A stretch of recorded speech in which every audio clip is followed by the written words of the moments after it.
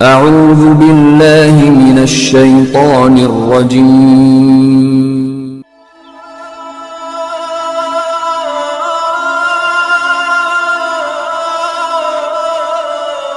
بسم الله الرحمن الرحيم.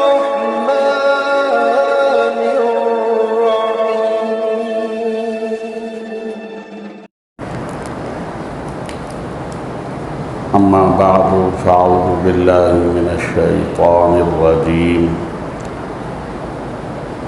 بسم الله الرحمن الرحيم.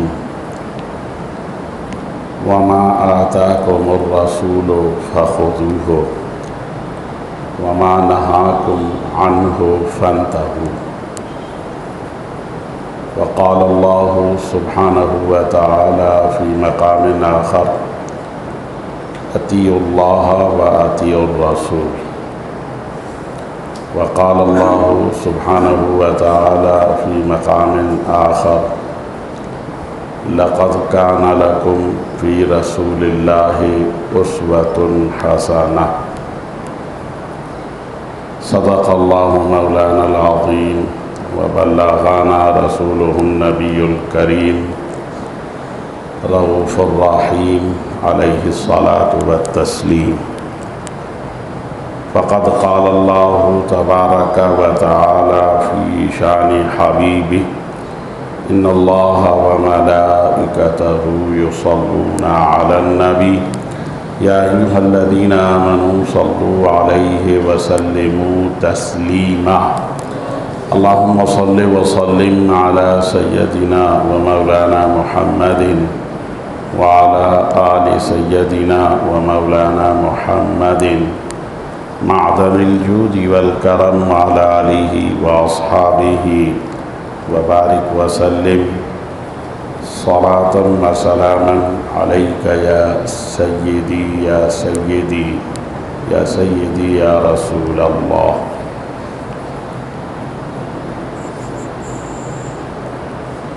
اللہ سبحانہ و تعالیٰ کی حمد و ثنا، نبی پاک صاحب الاولاق صلی اللہ تعالیٰ علیہ وسلم کے دربار گوہر بار میں ہدیہ درود و سلام کے بعد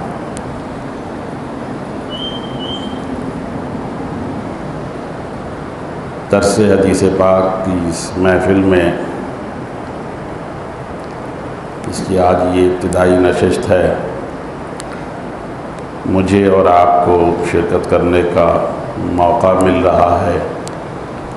اللہ سبحانہ و تعالیٰ کا شکر ادا کرتے ہیں کہ زندگی کے اوقات کار میں کچھ وقت ہمیں کتاب و سنت، قرآن و حدیث کو سمجھنے کے لیے اور اپنی زندگی میں قرآن و حدیث کو عملاً نافذ کرنے کے لیے اللہ تبارک و تعالیٰ نے موقع عطا کیا. اور اللہ رب العالمین ہمیں قرآن و حدیث سمجھنے اور اس کے تقاضوں پہ عمل کرنے کی توفیق عطا فرمائے. بنیادی طور پر یہ بات یاد رکھیے کہ اللہ رب العالمین نے اس کائنات کو بنا کر زمین کو آباد کرنے کے لیے اللہ تبارک و تعالیٰ کا ازلی فیصلہ یہ تھا کہ اللہ رب العالمین ایک شخصیت کو بنائے، پیدا کرے، اس کی تخلیق کرے، اسے دھرتی پر آباد کرے، پھر اس سے آگے اس کی نسل چلے اور پھر دنیا نسل بنی آدم سے جانی جائے اور پہچانی جائے. سو اللہ تبارک و تعالیٰ نے سب سے پہلے اس پہلے انسان کو اللہ رب العالمین نے وجود بخشا جیسے چاہا. بحث کی گئی ہے لیکن اس پر زیادہ بحث کی گنجائش نہیں ہے. بس مسلمان کو یہ بات پیش نظر رکھنی چاہیے کہ فیصلہ وہی نافذ ہوتا ہے جو اللہ چاہتا ہے،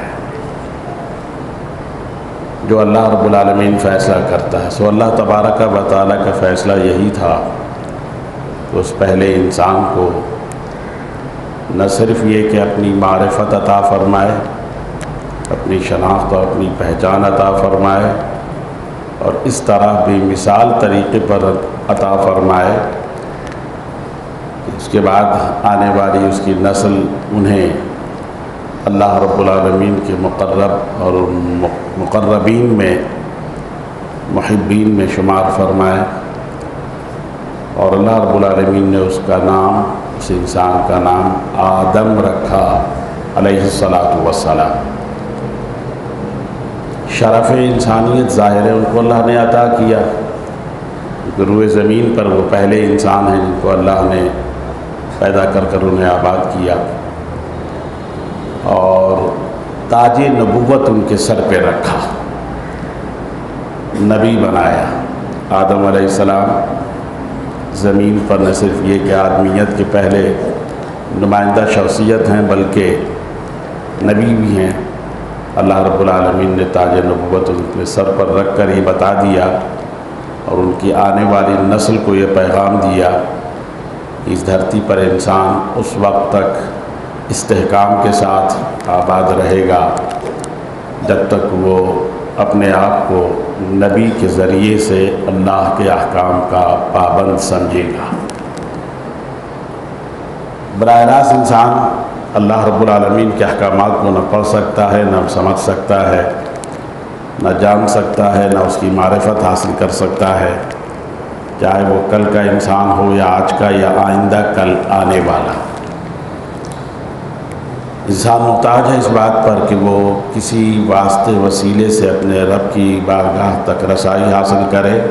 سب سے مضبوط ترین رابطہ، واسطہ اور وسیلہ انبیاء و مرسلین علیہم الصلاۃ والتسلیم،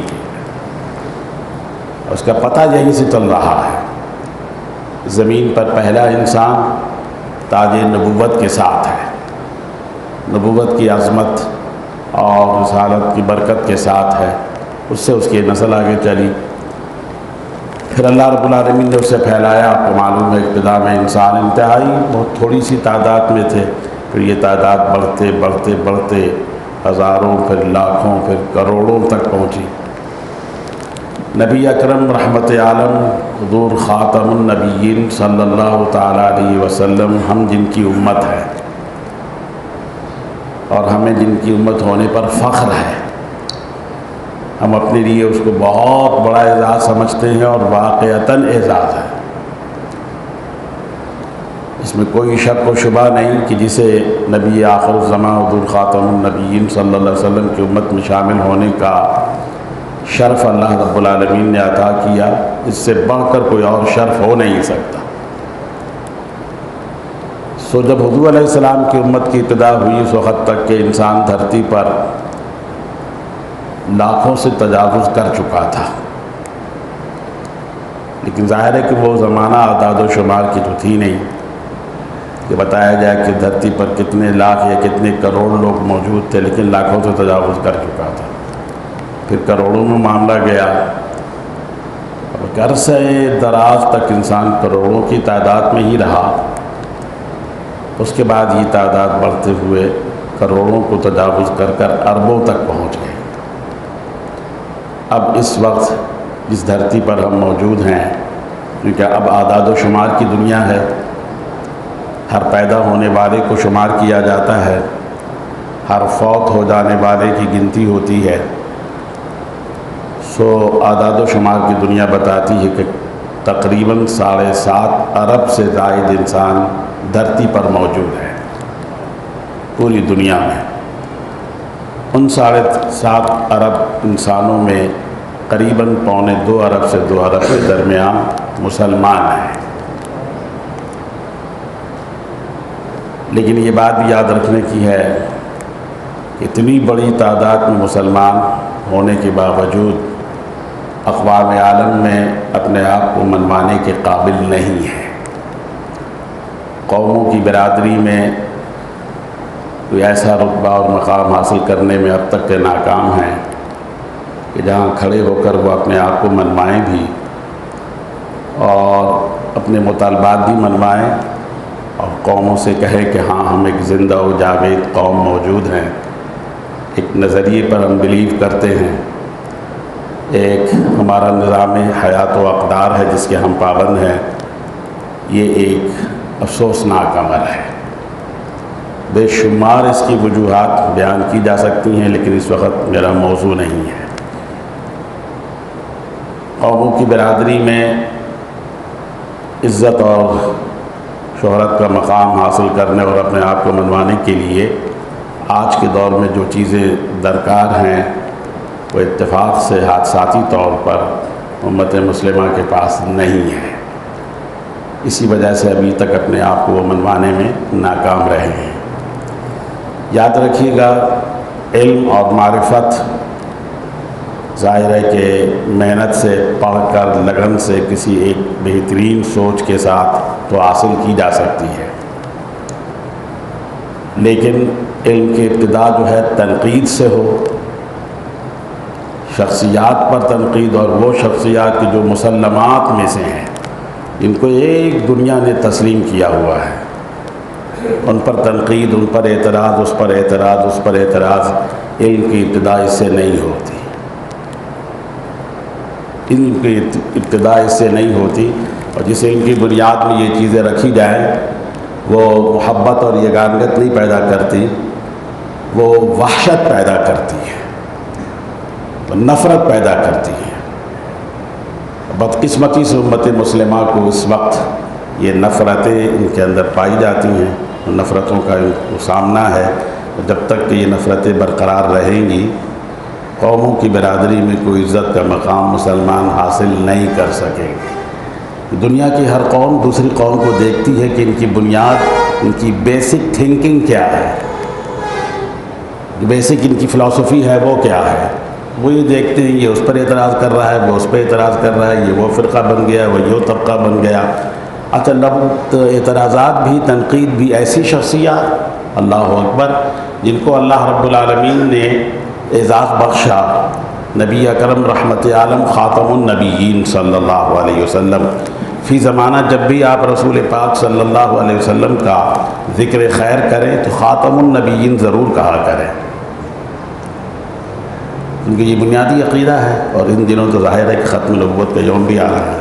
خاتم النبیین صلی اللہ علیہ وسلم، حضور علیہ السلام کا صحابی بننے کا جن کو اعزاز حاصل ہو، حضور علیہ السلام کے انتہائی پاکیزہ نسب مبارک میں جن کو آل رسول ہونے کا اعزاز حاصل ہو، اہل بیت رسول ہونے کا اعزاز حاصل ہو، ان مسلمہ شخصیات میں ان شخصیات پر تنقید کرنے والا دین سے تو بہرحال گیا، دنیا میں مرتے دم تک کوئی عزت، کوئی وقار حاصل نہیں کر سکتا.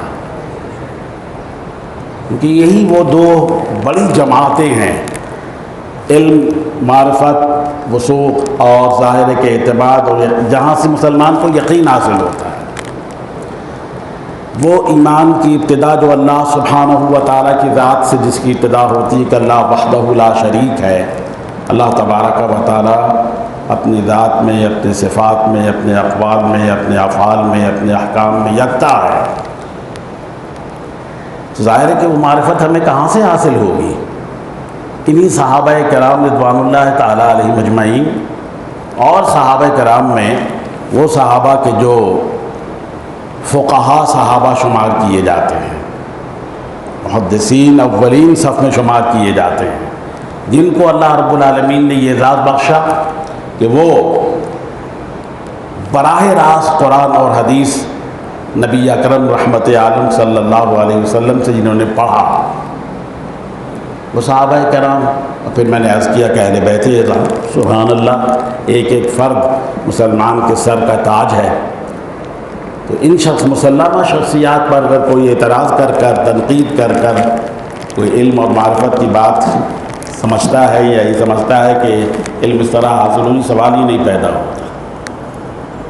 علم کی ابتدا تنقید سے نہیں ہوتی، علم کی ابتدا افہام و تفہیم سے ہوتی ہے، سمجھنے اور سمجھانے.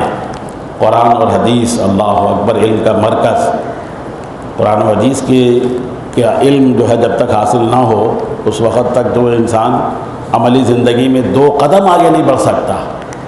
تو علم کی ابتدا تنقید سے نہیں ہوتی، مگر میں یہی عرض کر رہا ہوں کہ بدنصیبی امت مسلمہ کی کہ ان مسلمہ شخصیات پر تنقید کرنے والے طبقے پیدا ہو گئے، بدقسمتی، اور وقت گزرنے کے ساتھ ساتھ شدت بھی آ رہی ہے۔ کچھ لوگ ہیں جو چاہتے ہیں کہ شدت نہ پیدا ہو، ختم ہو جائے، لیکن بدقسمتی سے شدت پائی جا رہی ہے اور بڑھ رہی ہے۔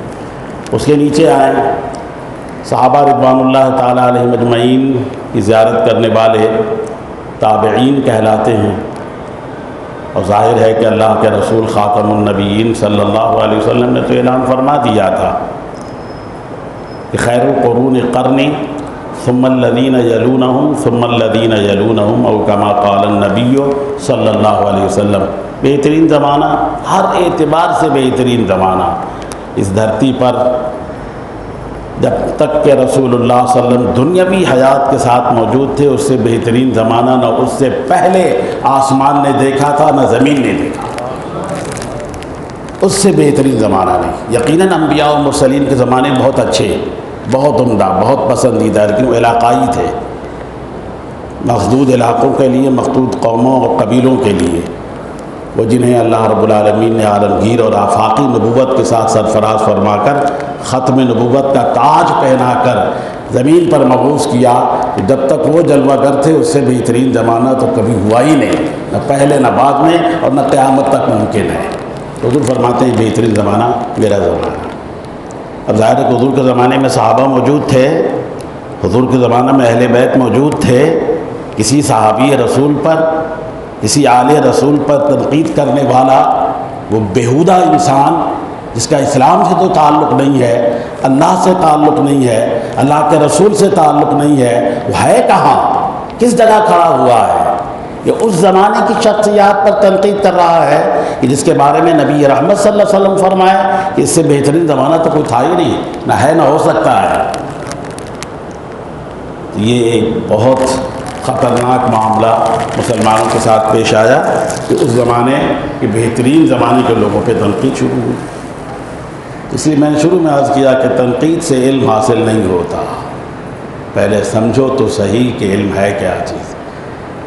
میں نے عرض کیا، اس کے بعد پھر حضور نے فرمایا تھا کہ میرے بعد صحابہ کا زمانہ، اس کے بعد تابعین کا زمانہ، کم از کم تابعین تک تو سبھی لوگ متفق ہیں، ورنہ ثم الذین یلونہم کا اطلاق تبع تابعین تک بھی ہوا ہے۔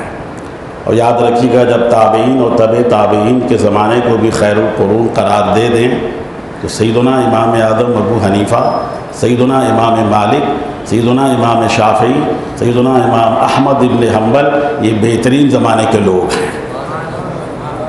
اس بہترین زمانے کے لوگوں پر تنقید کر کر تم سمجھتے ہو کہ تمہیں علم حاصل ہو جائے گا، اللہ رب العالمین کی معرفت یا اللہ کا قرب، یہ تمہارا خواب تو ہو سکتا ہے، ایک پاگل انسان کا خواب تو ہو سکتا ہے، حقیقت سے کوئی تعلق نہیں ہے اس کا۔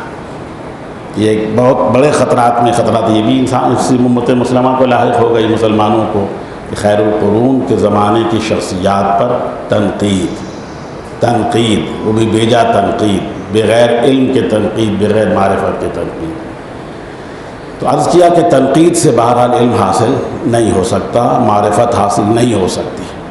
اس کے بعد کے ادوار میں بھی حضور علیہ السلام کی امت کے بہترین لوگ موجود ہیں، جس میں ایک لمبی فہرست اولیاء کاملین و اکملین کی ہے۔ ظاہر ایک زمانہ ان کا معتقد ہے، ان سے پیار کرتا ہے، ان سے عقیدت رکھتا ہے، ان کو اللہ کا مقرب سمجھتا ہے، ان کو فالو کرتا ہے، ان کے طریقے کو اپناتا ہے اور ان کا ذکر خیر کرتا ہے۔ اب ان ذکر خیر کی جانے والی شخصیات پر کوئی تنقید کرے اور یہ سمجھے کہ وہ دین کا کام کر رہا ہے، دین کا کام تو نہیں ہے، ابلیس کا کام تو ہو سکتا ہے، دین کا کام نہیں ہے۔ میں نام لوں، حضور سیدنا شیخ سید عبد القادر جیلانی، غوث العظم، غوث الثقلین، خواجہ خواجگان غریب نواز، حضرت خواجہ نقشبند، حضرت خواجہ سہرورد، حضرت سیدنا مخدوم سمنانی، حضرت امام ربانی، حضرت امام محمد رضا اور بے شمار شخصیات۔ تنقید بیجا تنقید الامان الحفیظ۔ یہ بات کم از کم اس وقت کے نوجوان نسل کو اپنے ذہن میں رکھنا چاہیے کہ تنقید سے علم حاصل نہیں ہوتا۔ علم حاصل ہوتا ہے قرآن اور حدیث کے افہام و تفہیم سے، سمجھنے اور سمجھانے سے۔ کیا صحیح ہے، کیا غلط ہے، کیا حق ہے، کیا باطل ہے۔ اللہ شاہد ہے کہ اگر دیانتداری اور امانتداری سے قرآن اور حدیث کو پڑھا جائے، سمجھا جائے، خود بخود یہ چیزیں کھل کر سامنے آ جاتی ہیں۔ جو حقیقت ہے وہ بھی نکھر کر سامنے آ جائے گا۔ کیوں تنقید کرتے ہو؟ پہلے سمجھو تو صحیح، پہلے سمجھو تو صحیح کہ حقیقت کیا ہے، علم کیا ہے، معرفت کیا۔ بہرحال اللہ سبحانہ و تعالیٰ نے آسمان سے صحیفے نازل کیے، کتابیں نازل کی۔ 4 کتابیں نام سے آئی ہیں، تورات، زبور، انجیل اور آخر میں قرآن۔ اس سے پہلے انبیاء کرام پر صحیفوں کا تذکرہ خود قرآن مجید کے اندر موجود ہے۔ پھر علماء تفسیر نے بتایا کہ تعداد صحیفوں کی 100 کے قریب ہے اور 4 کتابیں کل 104۔ یہ پیغامات ہیں اللہ رب العالمین کی۔ ضرورت تو اس امر کی تھی کہ ان پیغام کو سمجھا جائے اور دیکھا جائے کہ اس پیغامات میں اللہ رب العالمین نے حکم کیا دیا ہے، بجائے اس کے سمجھنے کے۔ اور ظاہر کہ جب آخر میں قرآن مجید نازل ہوئی تو یہاں ایک بات یاد رکھیے گا کہ اللہ رب العالمین نے قانون بھیجا ہے، پھر اس قانون کو منسوخ کیا ہے۔ کتابیں نازل ہوتی رہیں، پچھلی کتاب منسوخ ہوئی، اگلی آ گئی، پھر پچھلی منسوخ ہوئی، پھر اگلی آ گئی۔ آخر میں اللہ رب العالمین نے قرآن مجید کو نازل فرما کر باسابقہ تمام آسمانی صحیفوں اور کتابوں کو منسوخ کر دیا۔ یہ سمجھنا کہ کوئی شخصیت ہے جو کہتی ہے کہ یہ منسوخ ہے اور یہ ناسخ ہے، ایسا ہرگز نہیں ہے۔ قرآن مجید میں ہے، اللہ رب العالمین نے فرمایا ما ننسخ من آیۃ او ننسها نأتی بخیر منہا او مثلہا۔ ہم جب کسی آیت کو، کسی حکم کو منسوخ کرتے ہیں تو اسی کی طرح یا اس سے افضل احکم آیت اور حکم دے دیتے ہیں۔ یہ کام تو اللہ رب العالمین کا ہے، یہ سنت الہیہ ہے۔ اللہ رب العالمین قانون بنا کر دیتا بھی ہے، قانون کو منسوخ بھی کرتا ہے۔ تو پھر اس بات کو کہ فلاں جو ہے وہ شخصیت یہ کہتی ہے کہ یہ حدیث منسوخ ہے، اتنی جو ہے نااہلی کی بات ہے کہ شخصیات کی طرف اب ناسخ و منسوخ کو منسوخ کر رہے ہیں۔ ابتدا تو اللہ رب العالمین کے یہاں سے ہو رہی ہے۔ قرآن مجید کی آیت میں نے ابھی پیش کی تو ناسخ و منسوخ کا سلسلہ تو وہاں سے جاری ہے۔ بادی النظر میں آپ یہ سمجھ لیجئے کہ یہ کہنے والا شخص یا یہ سمجھنے والا شخص کہ کسی شخصیت نے اس حدیث کو منسوخ کر دیا، ایسا ہرگز نہیں ہے۔ اور اگر وہ ایسا کہتا ہے یا سمجھتا ہے تو گویا کہ اللہ سبحانہ و تعالیٰ اور اللہ کے رسول صلی اللہ علیہ وسلم پر تنقید کر رہا ہے۔ اس کے بعد تو وہ انسان بھی نہیں رہتا، مسلمان ہونا تو بہت دور کی بات ہے، بہت دور کی بات ہے۔ تو عرض کرنے کا مدعا کہ یہ سلسلہ رہا۔ آخر میں اللہ رب العالمین نے ایک ایسی کتاب نازل کی جس کے ایک ایک حرف پر ہم سب ایمان رکھتے ہیں۔ الحمد سے والناس تک قرآن مجید ہے، قرآن مجید پر ہمارا ایمان ہے۔ اب یہ سمجھ لیجئے کہ قرآن مجید پر اس وقت تک عمل کرنا ممکن نہیں ہے جب تک کہ صاحب قرآن صلی اللہ علیہ وسلم کی احادیث مبارکہ کو تسلیم نہ کیا جائے، ممکن نہیں ہے۔ میں خطبے میں 2-3 آیتیں پیش کی ہیں، مختلف مقامات سے آیتیں اور بھی ہیں۔ اللہ سبحانہ و تعالیٰ کا ارشاد پاک وما آتاکم الرسول فخذوہ وما نہاکم عنہ فانتہوا۔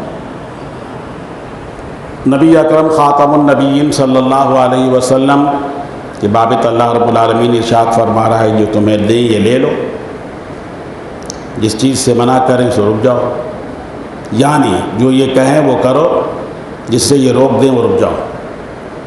اب ذرا غور کیجئے، بہت آسان لفظوں میں پہلے یہ سمجھیے کیا اللہ کے رسول صلی اللہ علیہ وسلم نے صرف قرآن مجید ہی عطا کیا ہے یا کچھ اور؟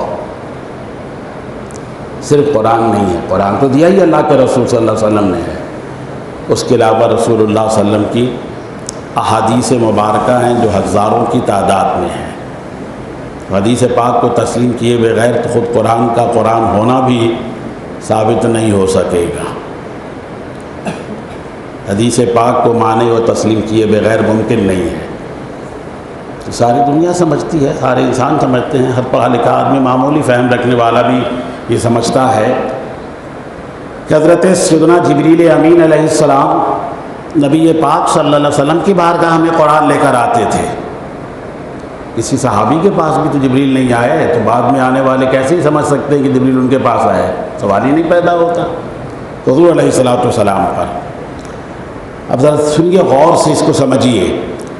کئی موقعوں پر حضور علیہ السلام پر جب آیتیں اور صورتیں نازل ہوئی ہیں، عین اس وقت صحابہ کرام موجود ہوتے تھے، ایک نہیں متعدد صحابہ موجود ہوتے تھے۔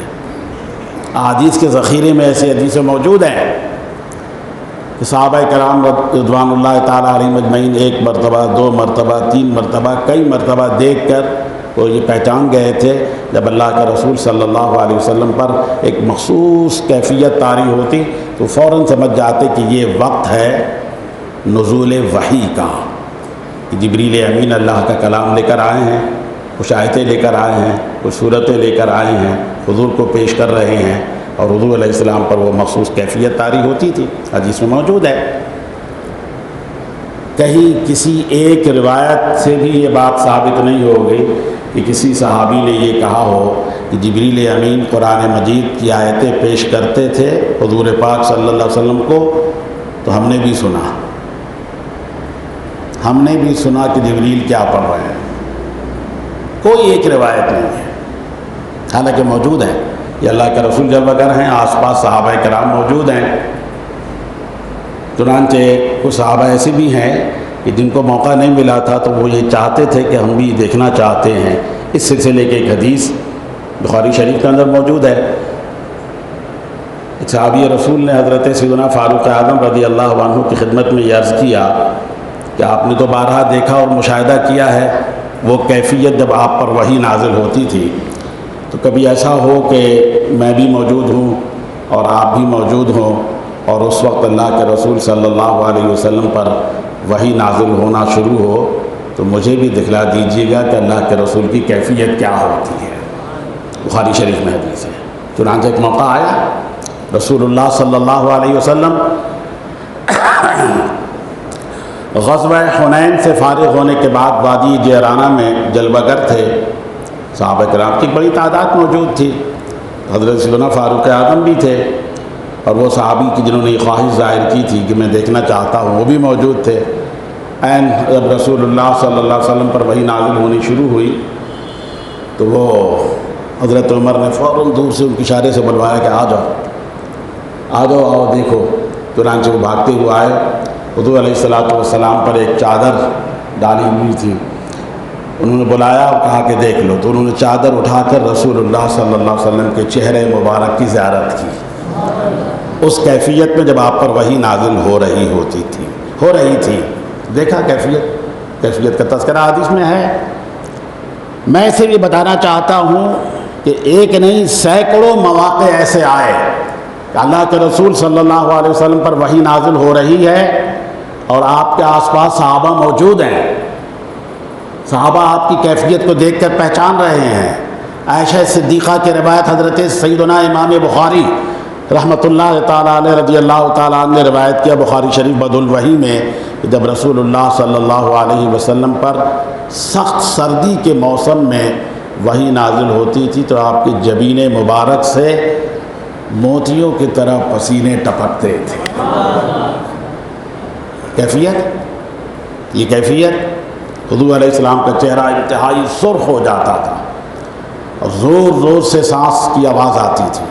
یہ ساری کیفیات حدیث میں ہے۔ جو بات میں بتانا چاہتا ہوں وہ یہ کہ کبھی کسی جگہ آپ کو کوئی ایک ایسی روایت نہیں ملے گی کسی صحابی نے یہ کہا ہو کہ جبریل امین جب وحی پیش کر رہے ہوتے تھے حضور علیہ السلام کی بارگاہ میں تو کچھ وحی کے چند کلمات ہم نے بھی سنے۔ ایسا نہیں ہے ایسا۔ اگر اللہ رب العالمین چاہتا تو ایسا ممکن ہو جاتا، لیکن اللہ رب العالمین نے ایسا نہیں چاہا، ایسا نہیں ہوا۔ صحابہ دیکھ رہے ہیں وحی نازل ہو رہی ہے۔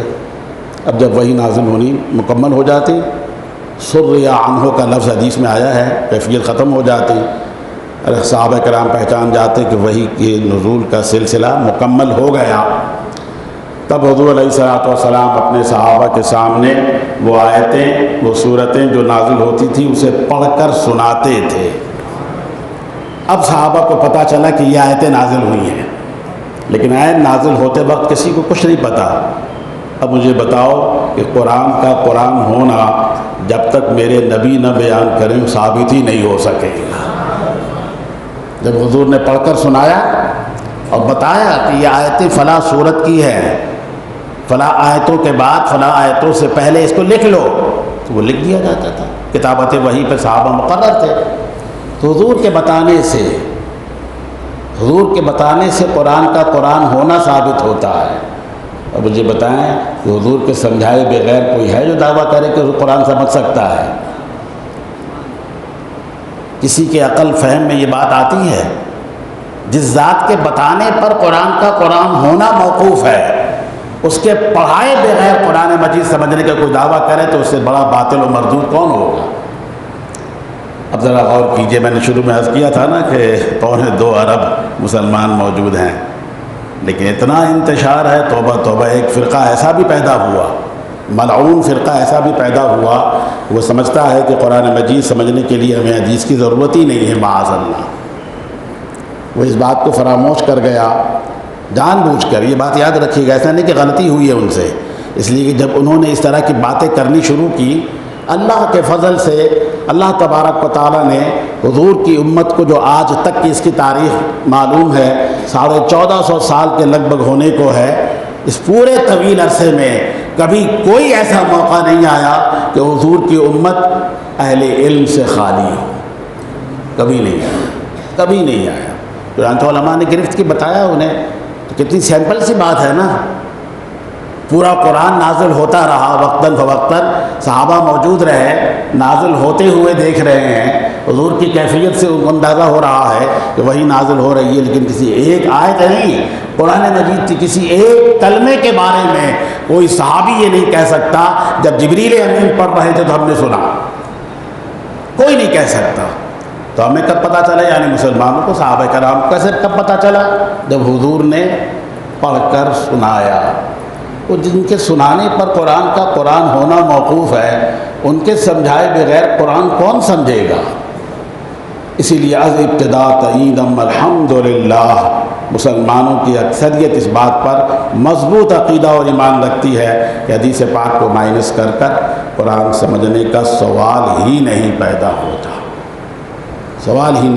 اس پر بہت ساری کتابیں بھی لکھی گئی اور اس کا رد کیا گیا۔ میں نے جو 3 آیتیں پیش کی ہیں، ایک تو وہی آج میں اس پہ کلام کر رہا ہوں، جو حضور دیں وہ لے لو، جس سے حضور روک دیں وہ رک جاؤ، جس کام کے کرنے کا حکم دیں وہ کرو، اس کام سے منع کر دیں وہ رک جاؤ۔ وما آتاکم الرسول فخذوہ وما نہاکم عنہ فانتہوا۔ بس سوال یہی ہے کہ کیا اللہ کے رسول صلی اللہ علیہ وسلم نے صرف قرآن دیا ہے یا کچھ اور بھی؟ تو یقیناً اللہ کے رسول صلی اللہ علیہ وسلم نے صرف قرآن نہیں دیا بلکہ کچھ اور بھی دیا ہے۔ اس کچھ اور میں میرے اور آپ کے آقا و مولا خاتم النبیین صلی اللہ علیہ وسلم کی احادیث کا ذخیرہ ہے، جو اللہ کے رسول صلی اللہ علیہ وسلم نے عطا کیا۔ ان احادیث کے ذریعے سے ہی سب سے پہلے مرحلے میں صحابہ کرام، اہل بیت اعظام نے قرآن کو سمجھا اور پھر اگلی نسلوں کو منتقل کیا، اور نسل بعد نسل منتقل ہوتے ہوئے انتہائی حفاظت کے ساتھ آج قرآن بھی موجود ہے، حدیث بھی موجود ہے۔ اور امت مسلمہ کے لیے پڑھیں اور سمجھیں، تو اب قرآن اور حدیث سمجھنے پر ہی سارا دین موقوف ہے۔ تو اب پڑھیے، جب سوچیے ذرا غور کیجئے کہ علم کی ابتدا جو ہے تنقید سے تو نہیں ہوتی، تعلیم سے ہوتی ہے، تفہیم سے ہوتی ہے، سمجھنے سے ہوتی ہے، سمجھانے سے ہوتی ہے۔ کسی مسلمان کے ذہن میں اگر یہ خناس ہو، اپنے آپ کو مسلمان بھی سمجھتا ہے، وہ جب تک کہ ائمہ مذاہب اربعہ پہ تنقید نہ کرے اس وقت تک کہ اسے قرآن یا حدیث سمجھ میں نہیں آتی، اس سے بڑا مردود کون ہو سکتا ہے؟ تو قرآن و حدیث کی ابتدا پڑھنے، پڑھانے، سمجھنے، سمجھانے، افہام و تفہیم کا مادہ حاصل کرنے، اور ایمان سے، مضبوط ایمان کے ساتھ اللہ اس کے رسول سے اپنے تعلق کو سوال کریے، بغیر سے سوال ہی نہیں پیدا ہوتا۔ تو اللہ کے رسول صلی اللہ علیہ وسلم نے ہمیں قرآن مجید بھی عطا کیا اور قرآن مجید سمجھانے کے لیے اپنی احادیث مبارکہ جو حضور علیہ السلام کے اقوال، حضور علیہ السلام کے افعال، حضور علیہ السلام کی تقریرات، حضور علیہ السلام کے احوال، جو صحابہ کرام نے نہ صرف یہ کہ براہ راست سنا، پڑھا، سمجھا، دیکھا، حضور کو عمل کرتے ہوئے دیکھا، حضور کو نماز پڑھتے دیکھا، پڑھاتے دیکھا، حضور علیہ السلام کو روزہ سحر و افطار کرتے ہوئے دیکھا، حضور علیہ السلام کو حج کرتے ہوئے دیکھا، حضور علیہ السلام کو عمرہ کرتے ہوئے دیکھا، حضور علیہ السلام کو دنیا کے لوگوں سے معاملات کرتے ہوئے دیکھا، مسجد نبوی میں جلوہ گر ہو کر سارا قانون بناتے اور عطا کرتے ہوئے دیکھا۔ یہی صحابہ کرام، انہوں نے دین کو سمجھا۔ صحابہ کرام رضوان اللہ تعالیٰ علیہ مجمعین میں باہمی علمی اختلاف ضرور ہوا، اس کے ثبوت موجود ہیں، لیکن کسی صحابی رسول نے کسی دوسرے صحابی رسول پر تنقید نہیں کی ہے۔ جس چیز کو میں شدت سے رد کر رہا ہوں وہ ہے تنقید سے کبھی علم حاصل نہیں ہوتا، بلکہ کیا ہوا صحابہ کرام کے مابین ذرا غور کیجئے۔ ایک مسئلہ درپیش ہوتا ہے، ایک صحابی رسول ہی ہیں، وہ دوسرے صحابی کے پاس جو ان سے بڑے عالم تھے وہ ان کے پاس جاتے ہیں، وہ ان کا جواب دیتے ہیں ان کے سوالوں کا، لیکن ساتھ میں یہ بھی کہتے ہیں کہ تم فلاں کے پاس چلے جاؤ اور ان سے اس کو پوچھو۔ اپنے سے بڑے صحابی کی طرف ریفر کر رہے ہیں، کیوں؟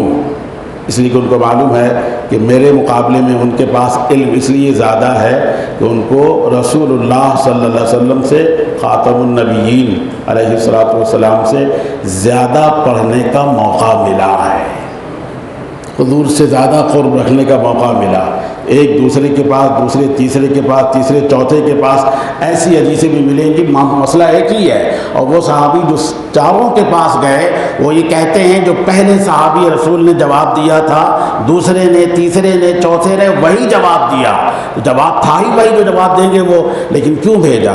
یہ بھیجنے کا مقصد ہی یہ تھا کہ صحابہ کرام کے باہمی یگانگت، یہ باہمی محبت اور اخوت، باہمی احترام، شخصی احترام اس درجے کا تھا۔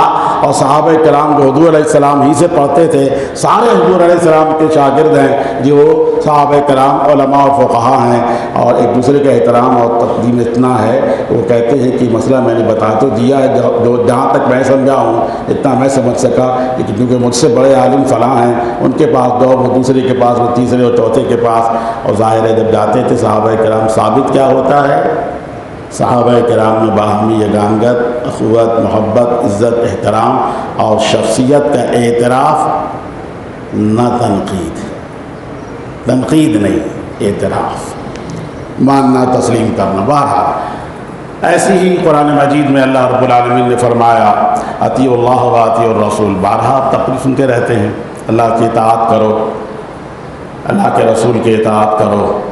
اللہ کے رسول صلی اللہ علیہ وسلم ہی اللہ کی اطاعت بتائیں گے، سمجھائیں گے، وگرنہ کوئی ہے جس نے اللہ رب العالمین کو دیکھا ہو کہ اللہ فرما کیا رہا ہے، اللہ فیصلے کیسے کر رہا ہے، اللہ سبحانہ و تعالیٰ جلوگر کہاں ہے، کیسا ہے؟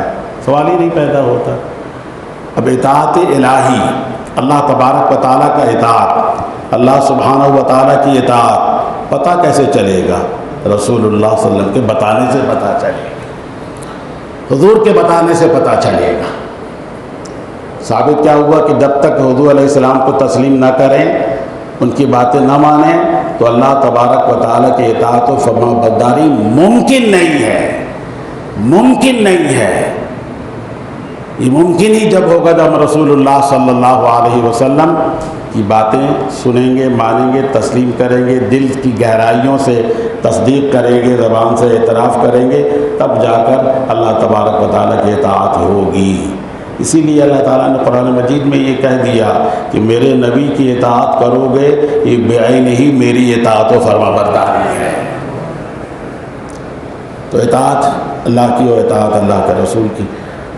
کوئی مجھے بتا دے کہ اللہ کے رسول صلی اللہ علیہ وسلم کی اطاعت حدیث پاک کے بغیر ہو جائے، سوال ہی نہیں پیدا ہوتا، ممکن ہی نہیں ہے۔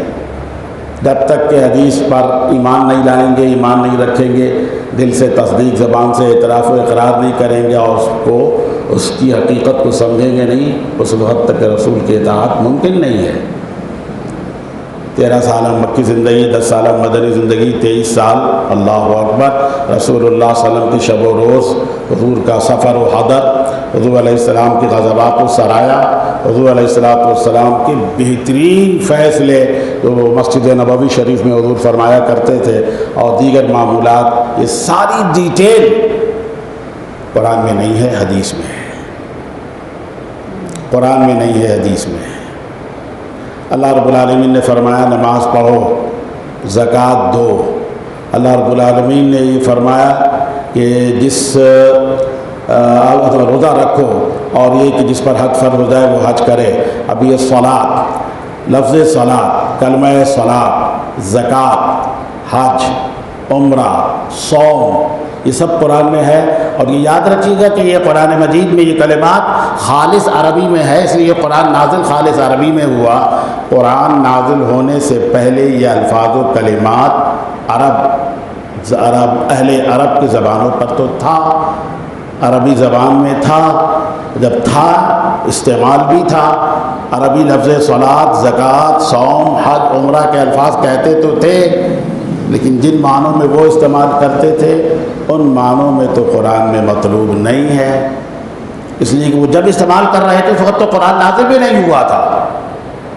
لفظ صلاۃ عربی زبان میں موجود، زکوٰۃ عربی زبان میں موجود، صوم کا لفظ عربی زبان میں موجود، لیکن ظاہر ہے کہ وہ اہل عرب، اسلام سے پہلے کے زمانہ جاہلیت کے اہل عرب جن معانی میں ان الفاظ و کلمات کو استعمال کرتے تھے، قرآن مجید میں وہ معنی مطلوب تو نہیں ہے، اللہ تبارک و تعالیٰ کو مطلوب تو نہیں ہے۔ اب جو قرآن مجید میں یہ الفاظ و کلمات اللہ نے نازل کیے، تو اللہ تبارک و تعالیٰ کو ان کلمات کا کون سا معنی اور مفہوم مطلوب ہے، اللہ اکبر، ہر مسلمان اور بلکہ دنیا کا ہر انسان اس کے صحیح معنی اور مفہوم اور وہ مطلب جو اللہ رب العالمین کو مطلوب ہے اس سمجھنے کے لیے در دولت نبوت کا محتاج ہے۔ ہم تو اس محتاجی پر فخر کرتے ہیں، اس لیے کہ ظاہر سب کچھ ملا تو وہی سے ہے، مل بھی وہی سے رہا ہے، اور آخرت میں بھی وہی سے ہی ملے گا، وہ در رسالت مآب ہے۔ جب حضور علیہ السلام نے ان الفاظ و کلمات کا جو قرآن میں ہے معنی بتایا، تب مسلمانوں کو پتہ چلا کہ یہ معنی ہے۔ چنانچہ ایک مثال ظاہر ہے کہ سب پر مثال دوں تو بہت لمبی ہو جائے گی تقریر۔ اللہ رب العالمین نے حکم نازل کیا، حضور علیہ السلام نے فرمایا، آیت نازل ہوئی، اقیموا الصلاۃ، صلاۃ قائم کرو۔ اب صحابہ کو صلاۃ کا وہ معنی تو معلوم تھا جو اسلام سے پہلے ان کی زبان کا لفظ ہے، ان کی زبان کا لفظ ہے، عربی کا لفظ ہے، وہ استعمال بھی کرتے تھے مختلف معنی میں، اہل لغت نے اس کو لکھا بھی ہے، تفصیل سے لکھا ہے۔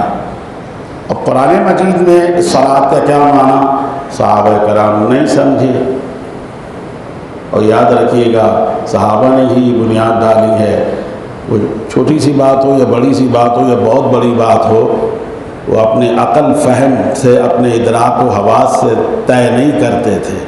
ایک تو ان کے لیے بہت اہم ترین یہ موقع موجود، اور غنیمت موجود کر رسول اللہ جلوہ گر ہیں، وہ سیدھے حضور کے پاس جاتے اور کہتے یا رسول اللہ اس لفظ کا کیا معنی ہے، اس لیے کہ ان کا ایمان یہ تھا جو یہ بتائیں گے وہی معنی اللہ کو مطلوب ہے، جو یہ بتائیں گے وہی اللہ رب العالمین چاہتا ہے۔ گئے انہوں نے یا رسول اللہ اقیموا الصلاۃ، صلاۃ کیا معنی صلاۃ؟ اور اللہ رب العالمین نے ہمارے نبی خاتم النبیین صلی اللہ علیہ وسلم کو علم اتنا اللہ نے عطا کیا تھا کہ آنے والا سائل، پوچھنے والا پوچھتا بعد میں تھا، میرے نبی کو پہلے پتہ چل جاتا تو پوچھنا کیا چاہتا ہے، چہرے پر پڑھ لیتے تھے، دل کو دیکھ لیتے تھے اور جان جاتے تھے۔ حضور علیہ السلام سمجھ گئے کہ صلاۃ کا لفظ جو یہ اپنی زبان میں استعمال کرتے تھے وہ معنی تو یہاں ہے نہیں، یہ تو اللہ کا کلام ہے، یہ تو قرآن مجید کی آیت ہے، سو انہیں بتانا پڑے گا، بلکہ عملاً کر کے دکھانا پڑے گا۔ تو انہوں نے کہا چلو میرے ساتھ، مسجد نبوی میں لے کر آئے۔ ریاض الجنہ جو آج بھی موجود ہے وہی اصل مسجد نبوی تھی اس زمانے میں۔ حضور علیہ السلام نے فرمایا کہ تم لوگ مجھے غور سے دیکھو کہ میں کیا کر رہا ہوں، غور سے دیکھو۔ جب حضور نے یہ فرما دیا تو صحابہ کرام اٹینشن ہو گئے، دیکھنے لگے کہ رسول اللہ صلی اللہ علیہ وسلم کیا کر رہے ہیں، پلک نہیں جھپکتی تھی، حضور کو دیکھ رہے تھے۔ ایسے نہیں علم حاصل ہوتا، اللہ اکبر. جب تک اللہ اس کے رسول کی محبت دل کے اندر پیوستہ نہ ہو جائے علم نہیں حاصل ہوتا. آج کا سانحہ یہ ہے کہ لوگوں کے دلوں میں نہ اللہ سبحانہ و تعالیٰ کی محبت نہ اللہ کے رسول کی محبت. بس وہ سمجھتے ہیں کہ بس ہم تو ترجمے اور تفسیر اور یہ اور وہ پڑھا کے بہت بڑے عالم ہو جائیں گے. حاصل کچھ بھی نہیں ہو رہا، حاصل کچھ بھی نہیں ہو رہا. بس صحابہ کرام بہت غور سے کہتے ہیں ٹک ٹکی باندھ کر دیکھتے رہے کہ اللہ کے رسول صلی اللہ علیہ وسلم کیا کر رہے ہیں. تو حضور علیہ الصلوۃ والسلام نے قبلہ رو ہو کر اللہ اکبر، حضور علیہ السلام نے نماز پڑھی، 2 رکعت نماز پڑھی. جب نماز اینڈ ہوئی نا تو حضور نے پوچھا دیکھ لیا جو کچھ میں نے کیا تم نے دیکھا؟ امام بخاری روایت کرتے ہیں رحمۃ اللہ تعالیٰ علیہ کہ حضور نے فرمایا صلو کما رأیتمونی اصلی، جیسے میں نے کیا ہے ویسے ہی کرتے چلے جاؤ. اس کا نام صلاۃ ہے جو اللہ کو مطلوب ہے. الفاظ تو کلمات تو عربی، قرآن خالص عربی میں. اگر محض لغت سے قرآن کو سمجھنا ممکن ہوتا تو صحابہ کرام کو کیا ضرورت تھی رسول اللہ صلی اللہ علیہ وسلم کی بارگاہ میں بار بار رجوع کرنے. بار بار جب بھی آیت نازل ہوتی حضور کی بارگاہ میں جاتے، حضور سے پوچھتے، حضور بتاتے. تب پتہ چلتا کہ اللہ رب العالمین نے ان الفاظ و کلمات کے ذریعے سے کیا کچھ فرمایا ہے اور اللہ تعالیٰ کو اپنے بندے سے کیا مطلوب ہے. جو چیز ثابت ہوئی وہ یہ کہ نبی علیہ الصلوۃ والسلام کو ہی اللہ رب العالمین نے ایسا بنایا ہے کہ ان کے بغیر نہ قرآن سمجھ میں آئے، نہ حدیث، نہ خدا کی معرفت، نہ خدا کے بارے میں سوال ہی نہیں پیدا ہوتا. یہ ہے اللہ کے رسول صلی اللہ علیہ وسلم کی احادیث کی حیثیت اور اہمیت. اب ظاہر ہے کہ رسول اللہ صلی اللہ علیہ وسلم کے بارے میں قرآن مجید بہت تذکرہ ہوتا ہے. اسوہ حسنہ، اسوہ حسنہ. اللہ رب العالمین فرماتا ہے لقد کان لکم فی رسول اللہ اسوۃ حسنہ، رسول کی زندگی میں تمہارے لیے زندگی گزارنے کا عملی نمونہ موجود ہے. اب ہمارے مفسرین نے بتایا لقد کان لکم فی رسول اللہ، فی کے بعد رسول سے پہلے الفاظ کلمات عربی کے حذف مضاف ہے، مضاف نکالتے جاؤ معنی خود بخود سمجھ میں آتا جائے گا. لقد کان لکم فی صلاۃ رسول اللہ لکم صلاۃ، لقد کان فی زکوٰۃ رسول اللہ صلی اللہ علیہ وسلم لکم زکوٰۃ. ظاہر ہے حضور نے معنی بتایا نا، حضور نے اولاً زکوٰۃ نہیں دیا اس لیے کہ حضور ساری زندگی صاحب نصاب ہوئے ہی نہیں. کہ حضور علیہ السلام کو مال اور دولت سے کبھی کوئی رغبت نہیں رہی. ایک روایت پیش کرتا ہوں، بخاری شریف میں حدیث موجود ہے رسول اللہ صلی اللہ علیہ وسلم کی بارگاہ میں مختلف علاقوں سے عشر اور خراج اور دیگر مال آیا کرتے تھے، حضور تقسیم کرتے تھے.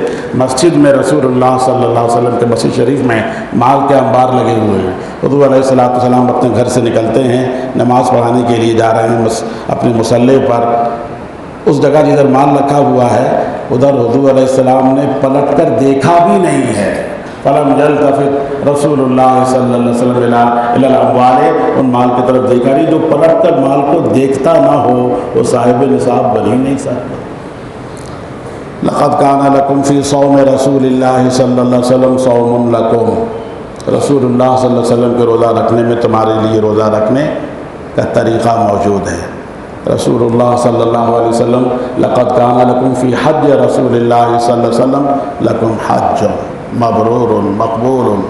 اللہ کے رسول صلی اللہ علیہ وسلم جیسے حج کریں ویسے ہی حج کرو، وہی تو اللہ کا مطلوب و مقصود ہے.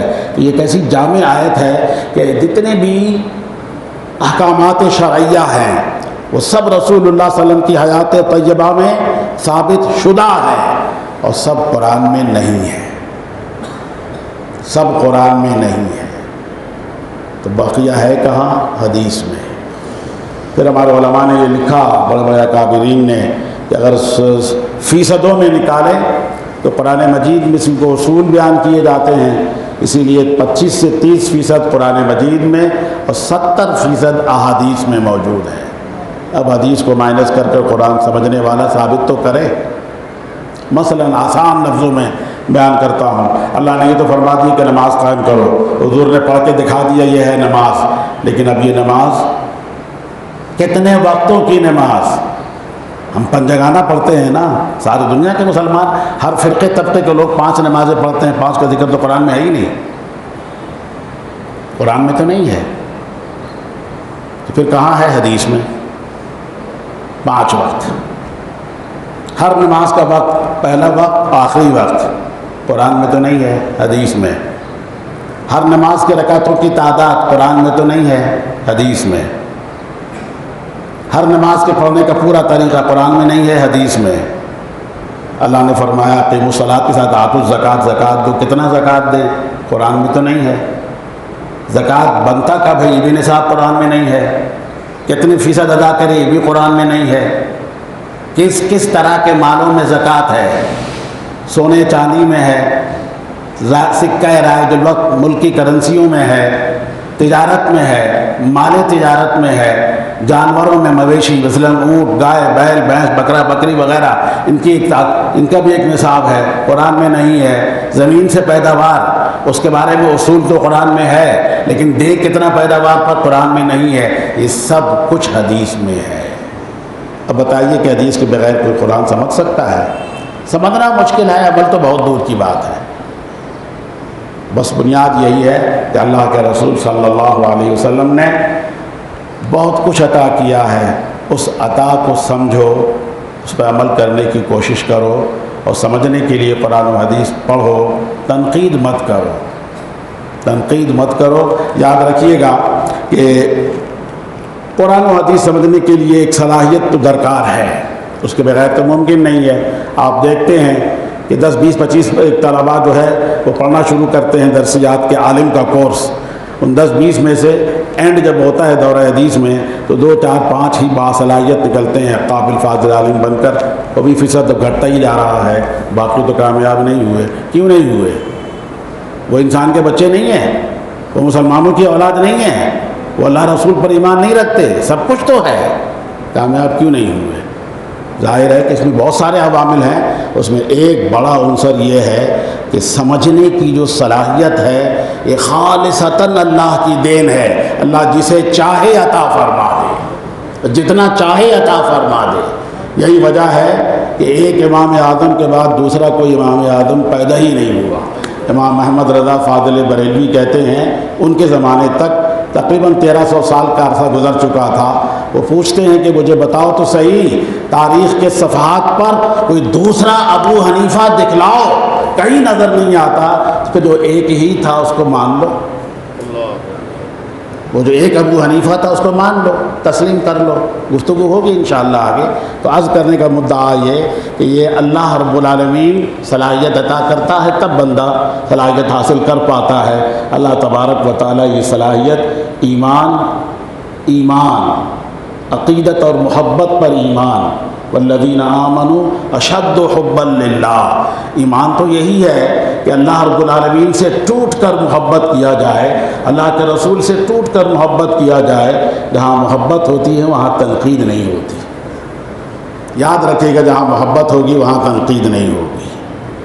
اور اپنے سے قد کاٹ میں اتنی بڑی بڑی شخصیات پر تنقید، اپنا جائزہ لیں تو ان کے پاؤں کے نیچے آنے والے مٹی کے ذرے کے برابر بھی نہیں ہیں، اتنی بڑی بڑی شخصیات پہ تنقید۔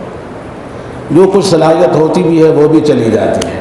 صلاحیت ہوگی، علم ہوگا، شخصیت کی تعمیر ہوگی، شخصی تعمیر اور شخصیت کا کردار بنتا علم سے ہے، اور علم حاصل ہوتے ہیں محبت سے، تنقید سے نہیں ہوتی۔ اللہ اس کے رسول سے محبت، صحابہ کرام سے محبت، اہل بیت سے محبت، ائمہ دین سے محبت، یہ اس محبتوں کا سلسلہ بہت طویل ہے، اور تاریخ بتاتی ہے جن کو اللہ رب العالمین نے علم اور فہم عطا کیا، جنہوں نے قرآن سمجھا، جنہوں نے احادیث مبارک سمجھنے کی پوری صلاحیت حاصل کی، یہ سب وہ لوگ ہیں جو تنقید نہیں کرتے تھے۔ تو میں عرض کروں، ظاہر مذاہب اربعہ معروف ہیں، حنفی مذہب، مالکی مذہب، شافعی مذہب، حنبلی مذہب، اللہ اکبر، کبھی کسی حنفی نے کسی مالکی پہ تنقید نہیں کی ہے۔ علمی سوال و جواب الگ چیز ہے، تنقید الگ چیز ہے۔ آج کا سانحہ یہ ہے کہ تنقید، ائمہ دین پہ تنقید، وہ تمہاری حیثیت کیا ہے تنقید کرنے کی؟ علم و عمل اور ایمان و عرفان کے آئینے میں اپنی شکل دیکھو، تمہیں پتہ چل جائے گا تم کہاں کھڑے ہو۔ اور تنقید اتنی بڑے بڑی شخصیات پر نہیں ہوگا، کبھی نہیں ہوگا۔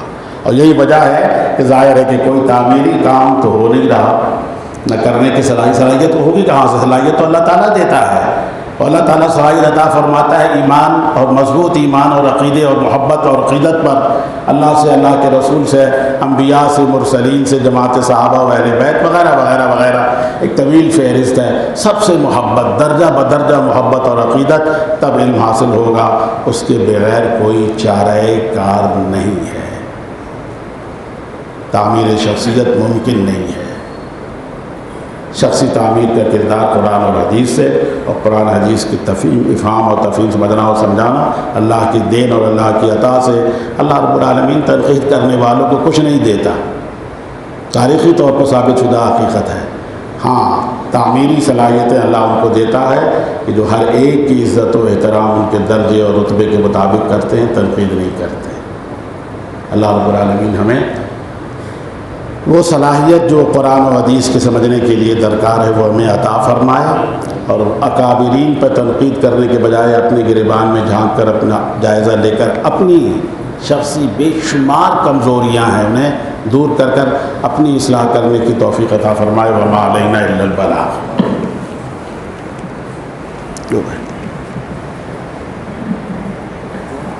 تمام صحابہ اکرام، تمام اکابرین، تمام بزرگان دین، تمام اولیاء کاملین، بالخصوص ائمہ مجتہدین کی بارگاہ پیش کے مولا قبول فرما۔